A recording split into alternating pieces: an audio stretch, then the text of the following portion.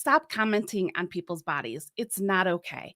So, back last month, I was on vacation in Montana, and the fiance and I, we knew that we wanted to do a hike. Now, that's not unusual. That's something that him and I do here at home frequently. Now, the hike that we picked, everything that I had read and researched, this was named like one of the easiest hikes to do. And I was like, okay, perfect. Okay, so the elevation that we started at for that hike was 6,881 feet. So that's what we started at. And then by the time you ended the hike and reached the waterfall, you were at 7,200 feet. So we're doing the hike, and I like within a couple minutes, I mean, probably within the first 5 minutes for sure, I needed to take a break. Tons of people. So I wanted to step off to the side so that I was not on the path and that other people, could continue the hike. So I'm off to the side. I'm catching my breath. And I was also stretching my calves because my calves were burning. Again, I'm trying to like defend the fact that this was all uphill. So it was it was rough even from just the get-go. But anyways, I'm off to the side, catching my breath. The man and I are chatting. There was a couple other people that, had pulled off to the side and were also taking a breather. Well, then this lady and man come down. So, anyways, he starts chatting and then she starts chatting. And all of a sudden, she says, I was about your weight last summer and this hike about killed me. Okay, first of all, I don't even know what I weigh. So how the hell does she know what I weigh? And then, she's yammering on and continues to say that I should probably quit and come back when I'm healthier. And I just I didn't say anything. And then like I got pissed at myself that I didn't say anything because nobody else is going to stand up for me. So it's up to me to stand up for myself. And then I really so okay, let me stop for a second before I go into that.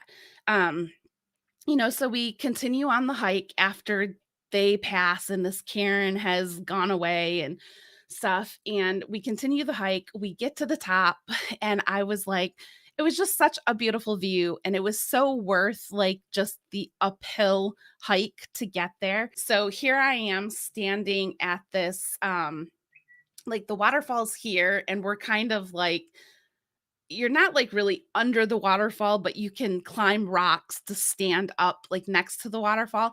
So here I am, and I just like raised my arms and I did this silent like F you lady, totally childish and immature.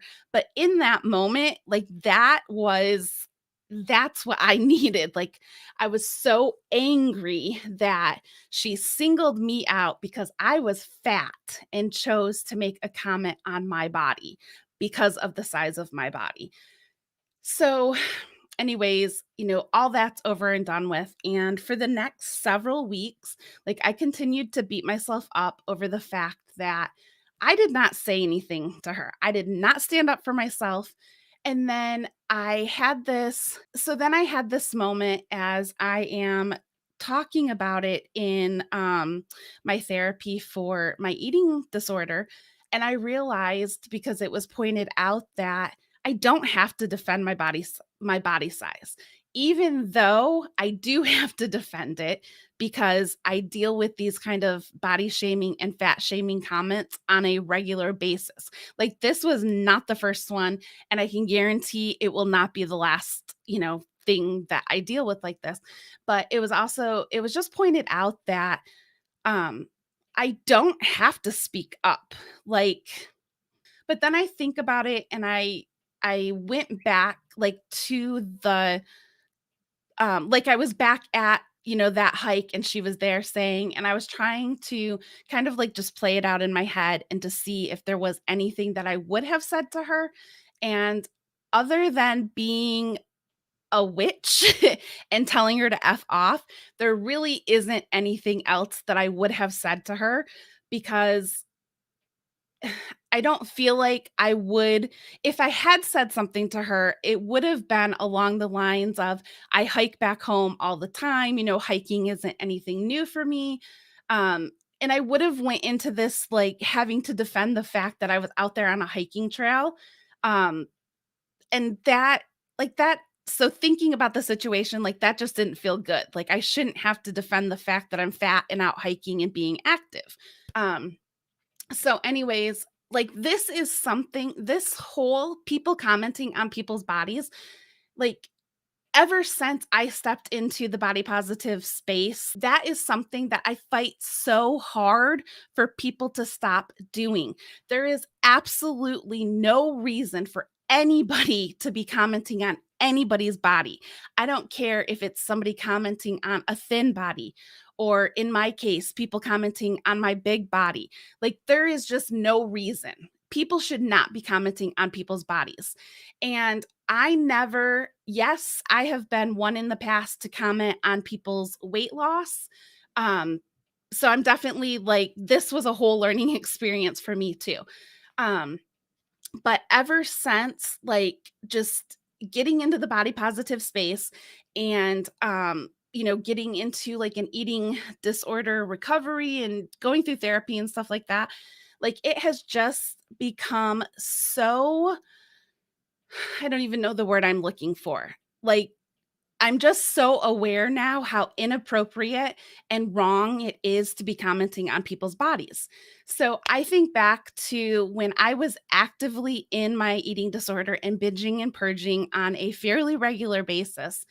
Um, and and this I'm referring to not recently, but like years ago when I was thinner. Um, like, anytime I would get, like, a comment about, "Oh, I can tell that you've lost weight and you're doing so good, keep it up." 99.9% of those people did not know that they were commenting on an eating disorder and the shit that I was struggling with to achieve that weight loss.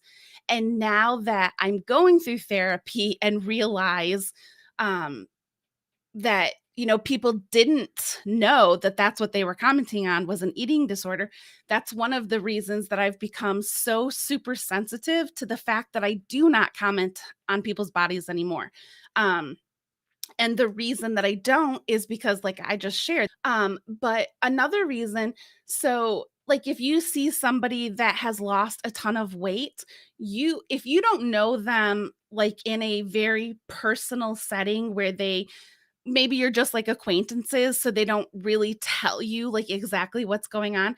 You could, if you comment on that weight loss, you could be commenting on the fact that, heaven forbid, maybe they have cancer and that's why they've lost all that weight. The point that I'm trying to make is stop commenting on people's bodies because you do not know what has caused that person to be in that size body. And honestly, there is just absolutely no reason to comment on anybody's bodies. The point again is there's no need to comment on the size or shape of somebody's body. And of course, that also goes into the color of somebody's skin, if somebody is disabled, has lots of acne, anything. There's just no reason to be pointing that out and commenting. And one of the things that I laugh about when I'm not feeling like super emotional about the fat shaming or body shaming is the people that point out that I'm fat, like, do they think that I don't know that I'm fat? Hello. I look at myself every single day. I know that I'm fat. So that's kind of just being, tongue in cheek and just being like, duh, tell me something I don't know. But I get so worked up and I'm so passionate about this topic because I mean, honestly, you just don't even know like the effect that you have on somebody when you make a comment about their body. You know, I don't think you understand what goes on in somebody's head when you are commenting on their body. And it's so unneeded. And in the description, I said I have a simple solution to stop this. That solution is stop commenting on people's bodies. It's that simple. Please, the next time you want to comment, please, please, please stop and think. Think, what your words could do to that person that you're going to comment on.